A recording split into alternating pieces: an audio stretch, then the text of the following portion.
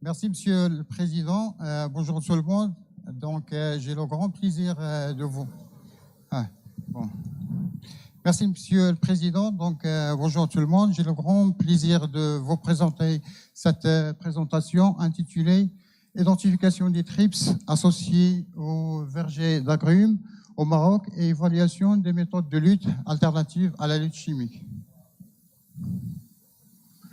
Comme vous le savez, donc, au niveau national, au niveau des ravageurs, nous avons donc 70 ravageurs phytophages, qu'ils soient insectes, acariens donc, et escargots, qui sont associés aux agrumes. Et donc, cependant, vous avez une faible partie, un faible effectif au nombre, qui sont considérés comme des ravageurs majeurs et ils peuvent causer des dégâts indirects et directs, qui sont quelquefois donc, économiques, et leur contrôle est nécessaire, comme par exemple le pot de Californie, comme par exemple la cératite, mais également les TRIPS.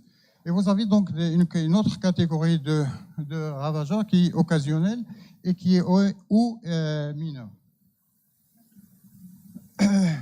Donc la lutte contre les TRIPS des agrumes, il repose principalement sur la lutte chimique. De nombreux efforts ont été déployés par les producteurs pour passer de la lutte chimique conventionnelle aux bonnes pratiques agricoles.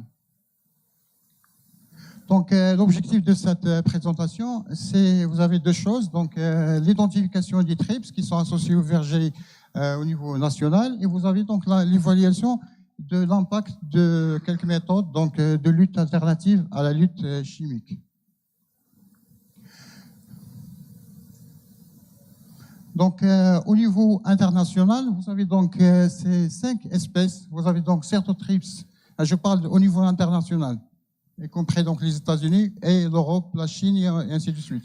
Donc, vous avez donc le plus dangereux, c'est Certotrips citri, Certotrips dorsalis, Certotrips inermis. Et vous avez également Certotrips orencillé et Pesotrips kilianus. L'ensemble de toutes ces espèces font donc les mêmes dégâts, à savoir donc cicatrices sous le calice. Vous avez également une autre espèce que nous n'avons pas au Maroc, mais qui existe en Espagne. C'est un TRIPS qui se trouve beaucoup plus dans les serres de bananiers, mais il fait des dégâts actuellement au niveau de l'Espagne. Il s'appelle donc Ketana photrips, orchidée sur fruits. Donc là, c'est juste de vous donner une idée de ce qui se passe au niveau international. Et généralement, ça, c'est la présence et la nuisibilité des TRIPS. Donc, au niveau, à l'échelle de l'OPPO. Et qui dit l'OPPO dit la région méditerranéenne et plus particulièrement le sud de l'Europe. Et donc, on commence par Certotrips dorsalis. Donc, il se trouve en Espagne depuis 2017. Et là, c'est la référence de l'EPPO. Donc, il se trouve depuis 2017 jusqu'à actuellement. Au Portugal, il se trouve depuis septembre 2024, mais sans présence de dégâts. Certotrips citri, le plus dangereux, il vient d'apparaître dans la région OPPO, au niveau d'Israël, avec présence sur agrumes depuis novembre 2022. Certotrips orencillé, il se trouve au Portugal depuis novembre 2022, les îles Madère depuis janvier 2024. Et ce qui est important pour nous, c'est cette apparition en Espagne, depuis 2020-2024, mais depuis décembre, depuis 2024, il y a présence de dégâts sur fruits sur 21 hectares.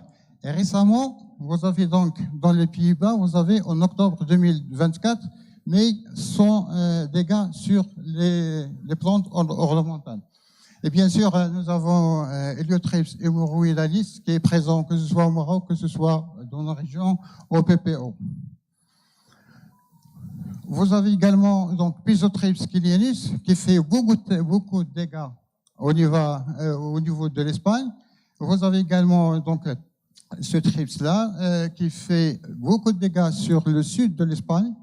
Également, Enermis qui se trouve en Espagne, aux îles Canaries, mais nous n'avons pas, nous, cette espèce. Et vous avez donc les autres espèces qu'on connaît, tout le monde connaît, donc Franklina, Thrips tabaci, qui est présent au niveau de la région OPPO. Donc, ce qui se trouve au niveau du Maroc, donc, nous avons donc Franklina occidentalis. Nous avons également une autre espèce, donc Franklina espei. Nous avons également Thrips tabaci, nous avons Heliothrips hemorrhoidalis, nous avons Pisothrips kilianis, nous avons Certothrips, nous avons deux espèces de Limothrips 1 et 2. Nous avons également Heliothrips espei, Franklinothrips espei. Nous avons également deux espèces de Aptothrips.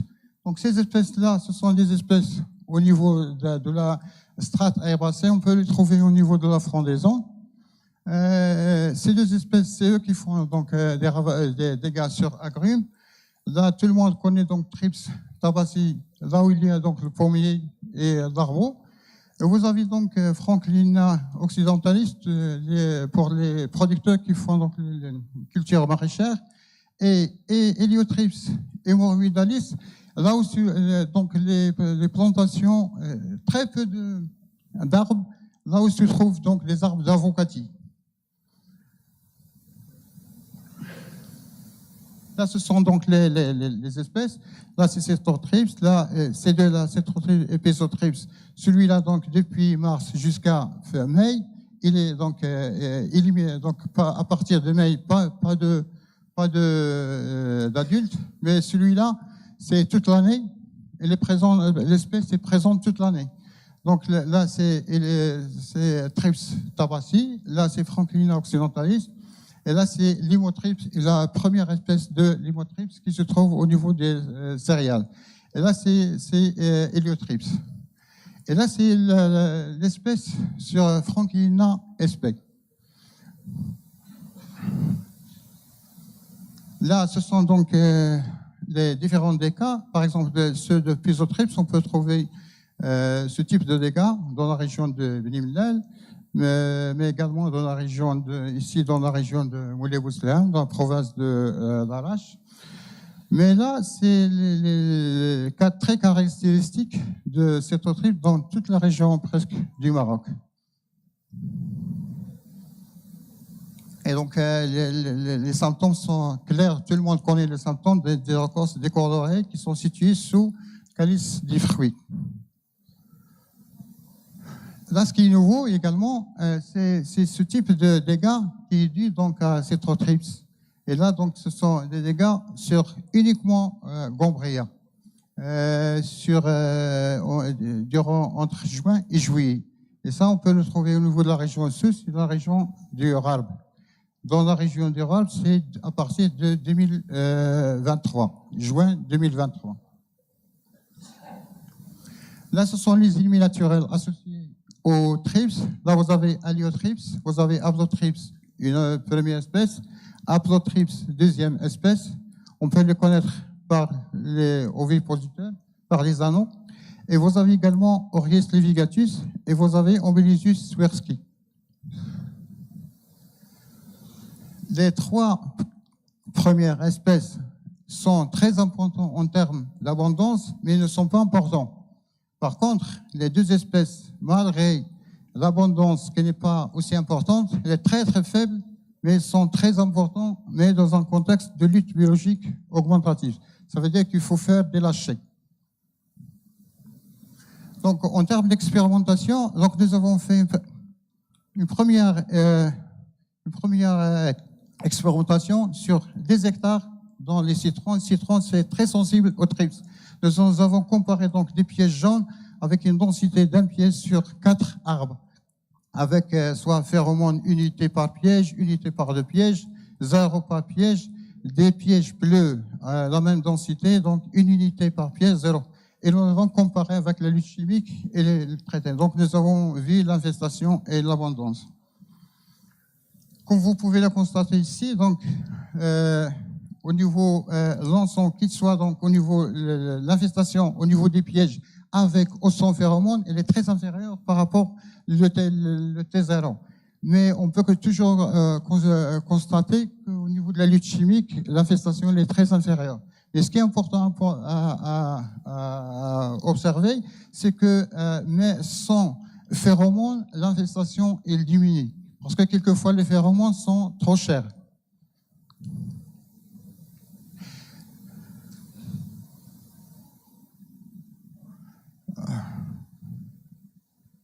Là, là, c'est une là, c'est la parcelle. Là où il y a donc des pièges, vous pouvez donc une faible infestation. Là, on peut toujours trouver les dégâts des trips au niveau du terre zéro.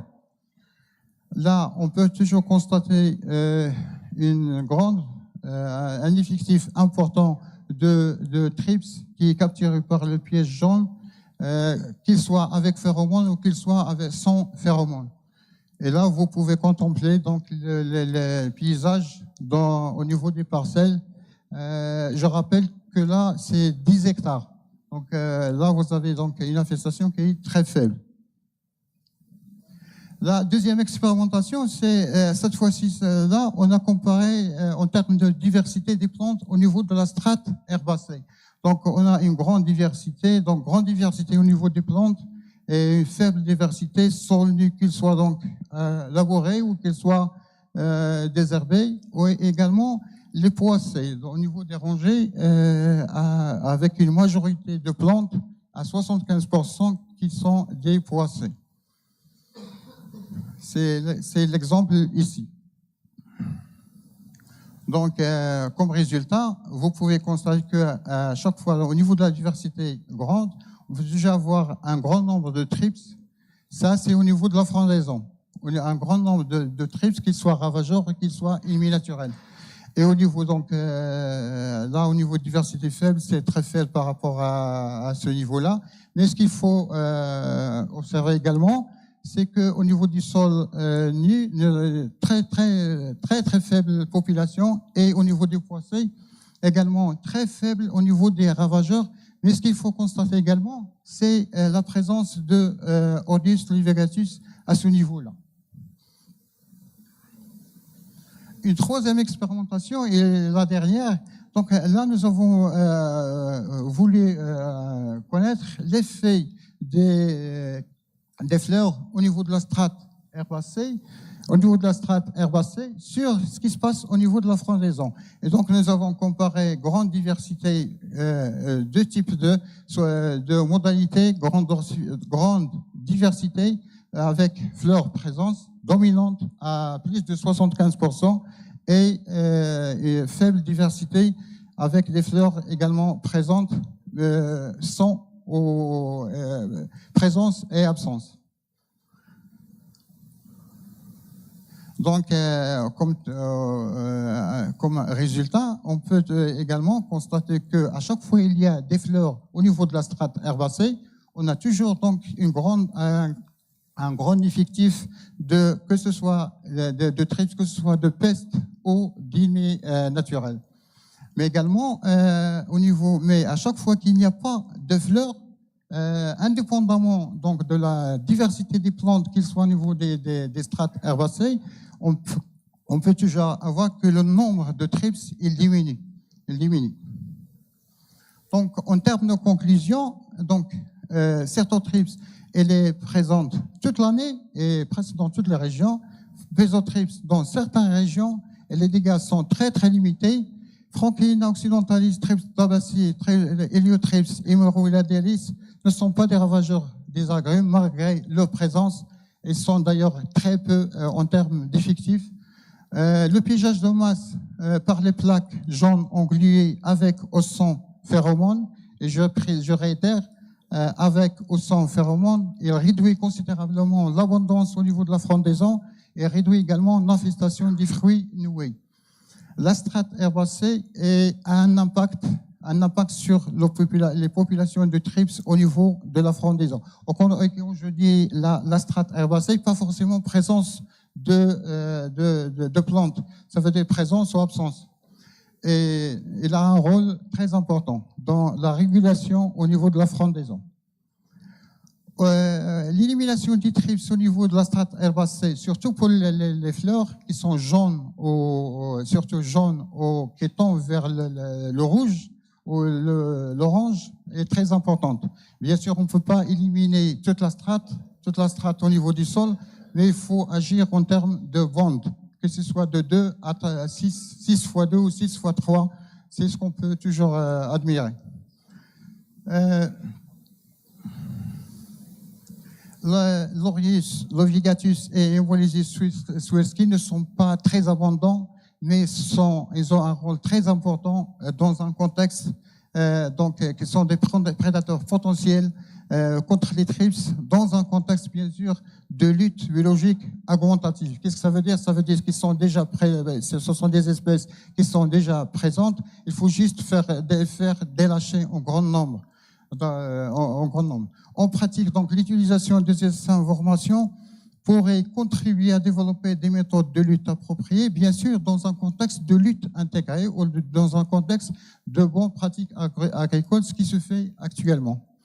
Et donc, l'utilisation de ces méthodes à la lutte chimique pourrait donc aider à améliorer déjà les approches qui sont, qu'on connaît tous, donc les approches qui sont déjà utilisées. Et donc, ces méthodes-là pourraient donc améliorer, à réduire donc l'infestation, que ce soit l'abondance. Et donc, merci.